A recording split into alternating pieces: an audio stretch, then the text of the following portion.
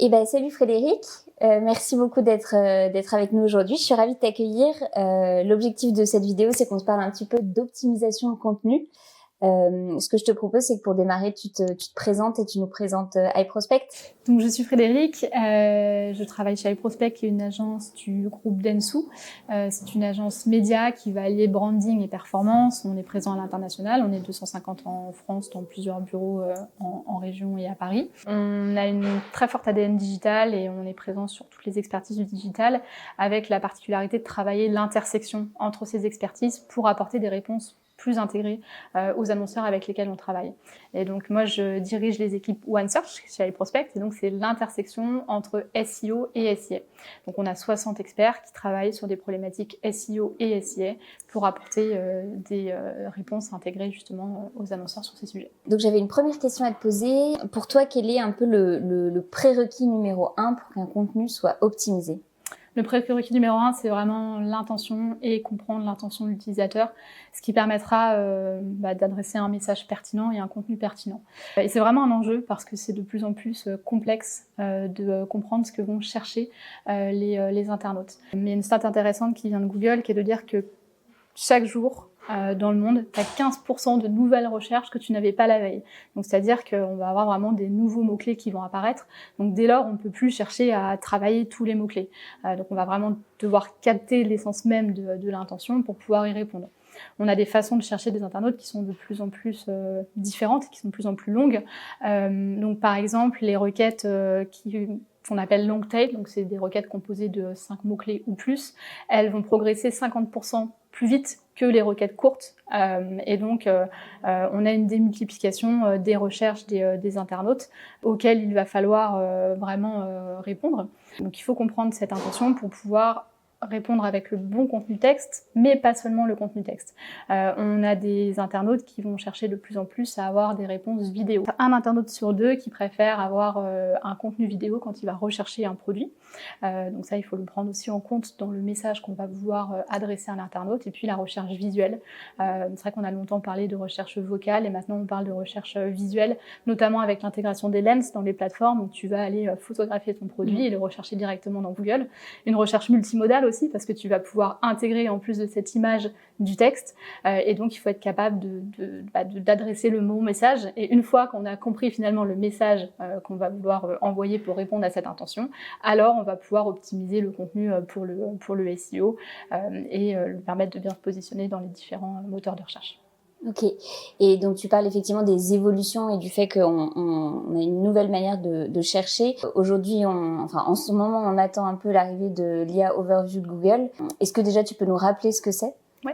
L'IA Overview, c'est l'intégration de l'intelligence artificielle par Google dans Google. Donc c'est basé sur son modèle qui s'appelle Gemini. Donc Gemini, c'est le ChatGPT de OpenAI. Donc Google va prochainement et a déjà intégré dans certains pays, notamment aux États-Unis, l'IA Overview, donc ce bloc d'intelligence artificielle directement dans ses résultats SEO.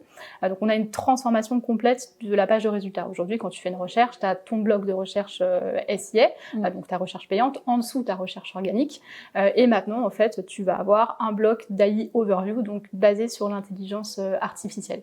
Et donc tout l'enjeu, ça va être d'être présent dans cette intelligence artificielle, avec un changement en fait, c'est que tu vas avoir forcément un peu moins de clics sur ton site, puisque Google va t'apporter la réponse directement dans son moteur. Et de toute façon, ça fait plusieurs années que Google veut être un moteur de réponse. On l'a vu il y a très longtemps, quand on tapait météo, Google nous affichait la météo. Maintenant, on a ce qu'on appelle les People Also Ask, qui sont les questions que se posent les internautes, où on a directement les réponses. Et ça, c'est les prémices de l'intégration de l'intelligence artificielle. Donc, on est déjà finalement un peu en marge de bataille pour se positionner dans l'AI Overview. On sait que ça va forcément dégrader le trafic sur le site, mais que le SEO et le contenu sur le site restent primordiaux, parce qu'il va falloir être en capacité de répondre, il va falloir être en capacité de permettre finalement aux algorithmes de Google de comprendre le message et d'aller l'utiliser comme source dans l'AI Overview. Ok. Et du coup, selon toi, quelles sont les implications pour les marques dans leur production de contenu ? Comment est-ce qu'elles doivent adapter la création de leur contenu pour que ce soit optimisé avec cette nouvelle nouveau positionnement de Google comme effectivement moteur de réponse et non plus moteur de recherche? Alors d'un point de vue textuel, il va vraiment falloir veiller à structurer le contenu avec des questions. Les questions, c'est les meilleures façons de répondre à l'intention et aux différentes questions et mots-clés que vont rechercher les internautes. Donc structurer les contenus avec des questions. On va avoir aussi des contenus qui sont de plus en plus denses. On le voit sur certains secteurs, notamment le secteur bancaire, on a des contenus qui sont de plus en plus longs. Maintenant, ça ne veut pas dire contenu pour contenu, et il faut veiller à avoir un contenu qui soit pertinent, qui soit intéressant et qui soit utile à l'internaute. Et puis, ça va être aussi l'intégration finalement de différents formats. Je parlais de recherche multimodale, de différents formats dans les résultats de recherche. Ce qu'on voit dans les pays qui bénéficient de l'AI Overview, c'est des recherches qui pour le moment sont très textuelles. Maintenant, Google a expliqué qu'il y aurait de l'intégration de contenu vidéo, d'images, potentiellement de format TikTok. Donc il va falloir, dans les contenus qu'on a sur le site, intégrer des vidéos, intégrer des images. C'est déjà une tendance finalement d'avoir des images, des vidéos dans des contenus et d'avoir des contenus riches, et c'est ce qui fait déjà la performance finalement aujourd'hui. On sait que les contenus qui vont avoir au moins une vidéo vont avoir 80% de trafic en plus, donc c'est un vecteur de performance aussi d'enrichir ces contenus, et ça va permettre en plus de répondre à ces besoins pour se positionner dans l'intelligence artificielle demain. Tu parlais justement de potentiellement Google commence à annoncer qu'il y a des résultats TikTok qui vont remonter même dans le moteur de demain. Qu'est-ce que ça implique justement par rapport à la gestion des plateformes sociales? Aujourd'hui, on parle pas mal de travailler son référencement sur YouTube, etc. Est-ce que justement, toi, tu as un avis là-dessus sur comment est-ce qu'il faut bosser aussi ces réseaux sociaux pour aligner tout ça et anticiper la suite de Google? Il faut vraiment avoir une stratégie de contenu, une stratégie de qui soit cross-platform. C'est-à-dire que aujourd'hui, quand on a identifié l'intention de l'internaute, on veut lui apporter un contenu pour répondre à cette intention. C'est d'être en capacité déjà de penser comment on va décliner ces contenus. Donc on va peut-être avoir un contenu textuel, mais il faut qu'il y ait une vidéo qui puisse correspondre à certaines cibles et puis à certaines plateformes. Donc on peut avoir une vidéo plus longue qu'on va mettre sur son site et puis finalement plus courte qu'on va exploiter sur des YouTube Shorts ou sur des TikTok. Et donc on va avoir cette capacité finalement à produire un édito qu'on peut décliner, et c'est hyper important parce qu'on voit que les connexions entre SEO et plateformes sociales, elles sont de plus en plus fortes. Déjà Google a toujours positionné et positionne de plus en plus les plateformes dans ses résultats de recherche. Donc on voit d'ailleurs un TikTok qui progresse énormément dans Google, et même stratégiquement tu peux dire que finalement sur certains mots-clés qui sont recherchés par les internautes dans Google, t'as peut-être plus intérêt à positionner ton TikTok que ton site, parce que ta réponse, elle sera plus pertinente avec ton contenu TikTok.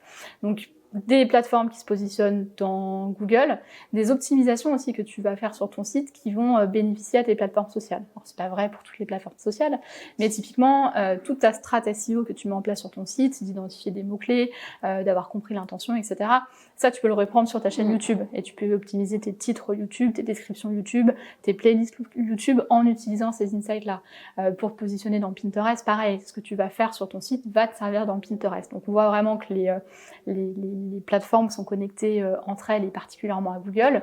Et puis Google prend aussi en compte les signaux sociaux pour considérer la façon dont il va te positionner, notamment sur les mots-clés les plus stratégiques. Donc il y a vraiment un lien entre l'ensemble des plateformes, et il faut vraiment avoir cette stratégie cross-plateforme.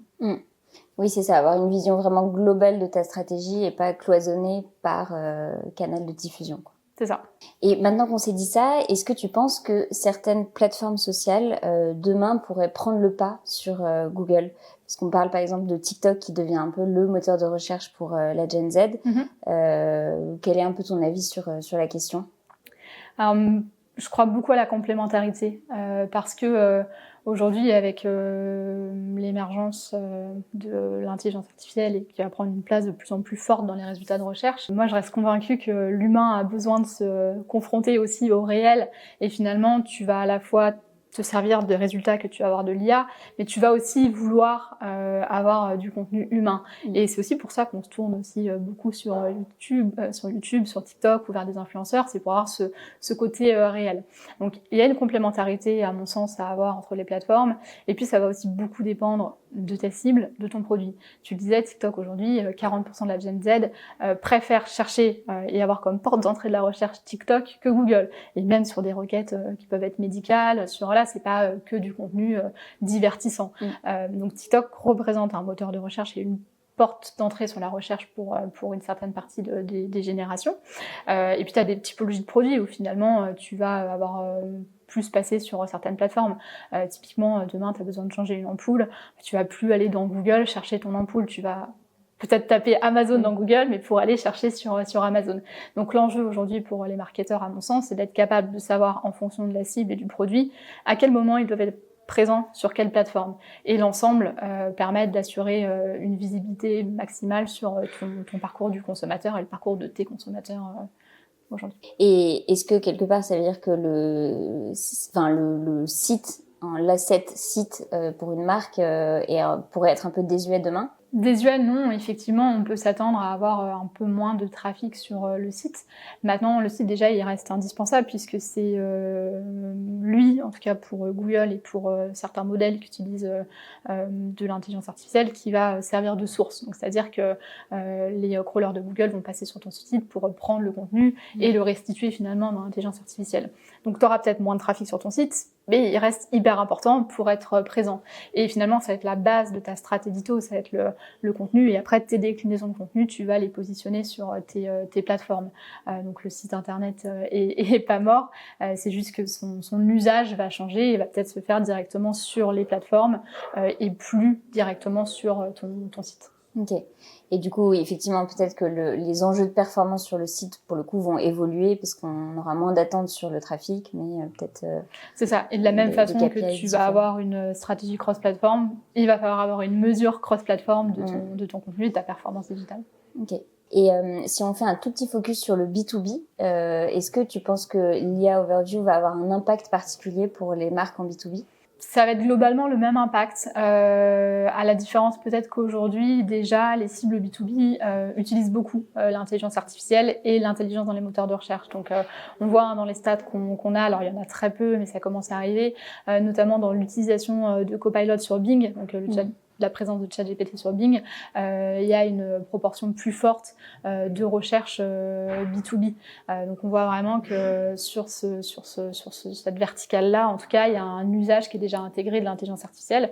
Donc un enjeu finalement pour les annonceurs de se positionner aussi dans ces résultats d'AI Overview ou de Copilot et autres moteurs basés sur l'intelligence artificielle générative.